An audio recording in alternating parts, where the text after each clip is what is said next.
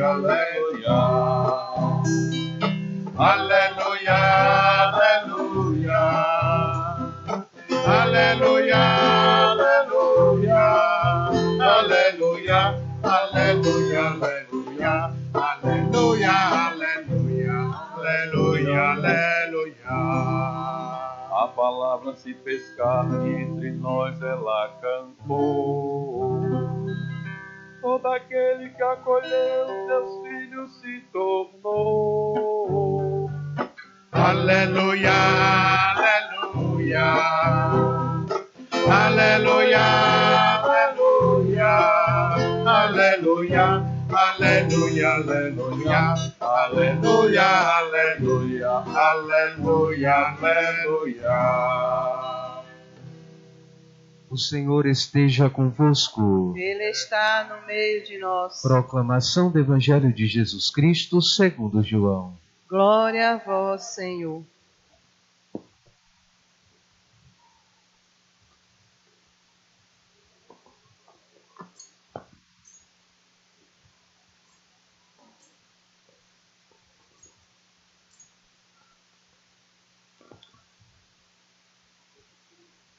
Naquele tempo, João viu Jesus aproximar-se dele e disse: Eis o Cordeiro de Deus que tira o pecado do mundo. Dele é que eu disse: Depois de mim vem um homem que passou à minha frente, porque existia antes de mim.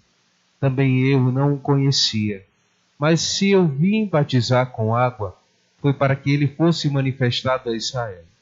E João deu testemunho dizendo: Eu vi o Espírito descer como a pomba do céu e permanecer sobre ele. Também eu não o conhecia, mas aquele que me enviou a batizar com água me disse: Aquele sobre quem vires o Espírito descer e permanecer, este é quem batiza com o Espírito Santo. Eu vi e dou testemunho. Este é o Filho de Deus. Palavra da salvação. Glória a vós, Senhor.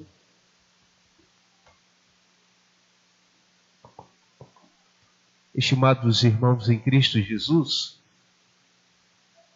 no Antigo Testamento, Deus falava pela boca dos profetas. Se a gente pega o Antigo Testamento, o meio de comunicação de Deus com a humanidade eram os profetas, onde Deus dava oráculos e eles anunciavam ao povo. Qual a função de um profeta? É de falar exatamente aquilo que Deus pede, ou seja, é o porta-voz de Deus. Ele não pode acrescentar nada do que ele acha ou que ele pensa, mas ele precisa falar exatamente o que Deus manda falar. É por isso que nós encontramos nas Sagradas Escrituras, no Antigo Testamento, alguns trechos das Sagradas Escrituras que diz oráculo do Senhor, Javé ou Yavé. Isso significa dizer que exatamente Deus mandou falar ao povo com essas palavras. Durante muito tempo, Deus falou pela boca dos profetas, e essa linhagem profética chega ao fim com o profeta João Batista. Eis o profeta que grita no deserto: convertei-vos e crede no Evangelho. Ele veio para finalizar esse tempo de profecia, não porque Deus não vai falar mais ao seu povo, mas Ele mesmo agora assume a condição humana e é o próprio Deus que fala. Por isso nós entendemos que Jesus é chamado do Verbo Divino, o Verbo de Deus, ou seja, Ele é a própria palavra de Deus. Deus agora não vai precisar mais de profetas, porque o próprio Cristo é que nos revela a boa nova. Ou seja, os evangelhos significam boa nova.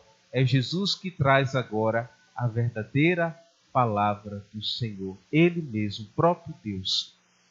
E aí João foi elogiado por Jesus, dentre os profetas, como o maior.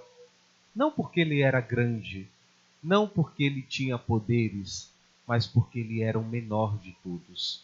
Sendo o menor, aquele que se vestia com roupas de animais, aquele que se alimentava com frutas silvestres, é esse mesmo, que se fez pequeno para preparar os caminhos do Senhor. Por ser menor, se torna o maior dos profetas. Da mesma forma, se nós queremos ser grandes no reino dos céus, Deus nos propõe que precisamos ser pequenos aqui. Ou seja, é essa simplicidade de coração que nos levará a alcançar a grandeza do céu. E aí, João sempre foi muito claro. Ele preparou muitos discípulos para o Senhor. Até mesmo os primeiros discípulos que começaram a seguir o Mestre vieram de João Batista. Vieram dele. Mas ele era muito claro em dizer: eu batizo com água apenas. Eu estou aqui para a conversão dos pecados. Mas vai vir aquele que vos batizará com o Espírito Santo. E no Evangelho de hoje nós vemos que o próprio João Batista, ele aponta para o verdadeiro Cordeiro de Deus. Aí, eis o Cordeiro de Deus, aquele que tira o pecado da humanidade. João apresenta e, além disso, ele diz que dá testemunho porque ele viu com os seus próprios olhos, quando ele batizou Jesus no Rio Jordão, o Espírito Santo descer sobre Jesus em forma de pomba. Ele diz: eu vi e dou testemunho que aquele que veio como Cordeiro de Deus para tirar o pecado da humanidade é esse mesmo que eu dou testemunho e que vi o Espírito Santo descer sobre ele. Jesus não é aquele apenas que nos propõe uma conversão de vida, mas é aquele que nos dá o Espírito Santo, é aquele que sopra sobre nós o Espírito Santo. Todo aquele que crê e for batizado recebe também junto o selo do Espírito Santo em sua vida para a santificação. Às vezes a gente já ouviu falar muito de uma linguagem na igreja de batismo no Espírito Santo. O que é isso, padre? É um novo batismo que eu tenho que receber? O meu batismo não é válido? Ou é a mesma coisa? Só existe um único batismo. Você que é católico hoje, se abandonar a igreja e quiser, convidado pelo pastor, aceitar Jesus em outro lugar, você vai fazer um faz de conta, porque você não vai ser batizado 2 vezes. O batismo é único. Único. Por isso, meus irmãos, nós, quando somos batizados, recebemos o selo do Espírito Santo sobre a nossa vida. Mas o batismo no Espírito Santo é uma renovação que nós clamamos sempre quando o nosso coração precisa. E o padre vai dar um exemplo muito simples para a gente poder entender. É como uma brasa. A brasa, quando ela está viva e acesa, ela arde, queima, dá calor. Mas ao longo do tempo, a brasa vai esfriando porque vai criando sobre ela cinzas. E as cinzas vão enfraquecendo aquela brasa. E aí é necessário que darmos um sopro na brasa para que ela volte a estar viva e ardendo. Assim, da mesma forma, é a nossa vida no batismo que recebemos quando recebemos o selo do Espírito Santo. Às vezes, o nosso coração está esfriando porque as cinzas do nosso coração, do mundo, tentam apagar a chama que recebemos um dia no nosso batismo.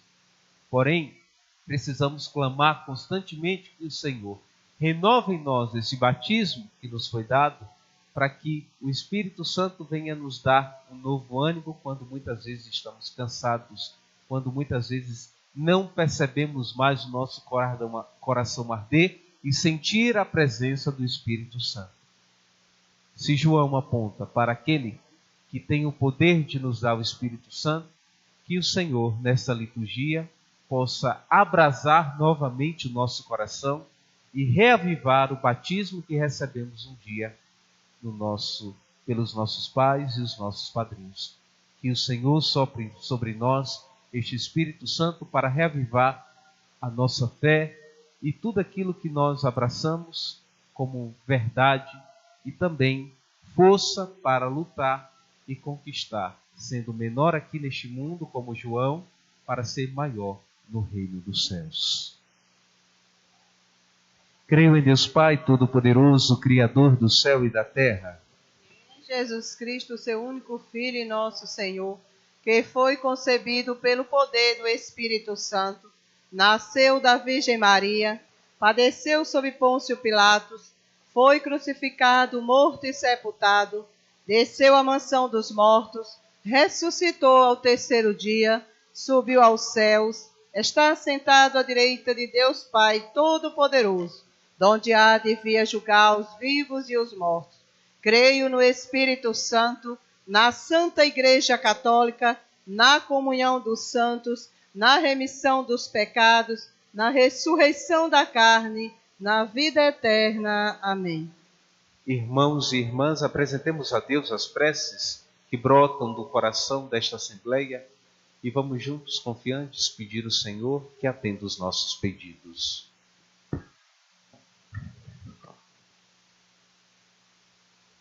Ouve-nos, Senhor, para que o Papa, os bispos e ele, unidos e presbíteros, deem testemunho por palavras e por obras da santidade a que Deus os chama dia após dia. Oremos. Ouvi-nos, Senhor. Para que os fiéis e catecúmenos do mundo inteiro acreditem em Jesus, o Cordeiro de Deus, que tira o pecado do mundo.